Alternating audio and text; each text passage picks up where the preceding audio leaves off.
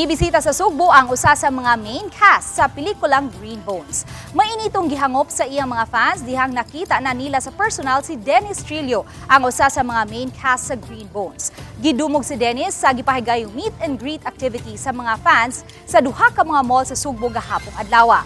Unang gibisita ni Dennis ang SM City Seaside diin gihatagan og kahigayunan ang mga tigbalita nga mahinabi ang aktor. Human sa press conference, mitambong usab si Dennis sa ticket selling alang sa pelikulang Green Bones nga entry sa GMA Pictures sa 2024 Metro Manila Film Festival. Nahatagan usab og kahigayunan ang mga fans nga makapa-selfie uban kang Dennis nga misuroy sa giant Christmas tree sa mall.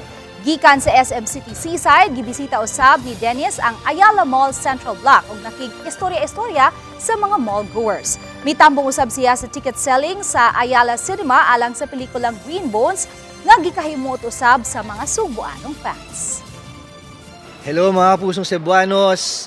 Sana po sa darating na Kapaskuhan, suportahan natin ang mga entries sa 50th anniversary ng Metro Manila Film Festival. Napaka-special ng mga entries na to dahil talagang pinaghandaan. I'm sure napakaganda nito. Kaya yayain po natin ang bawat isa.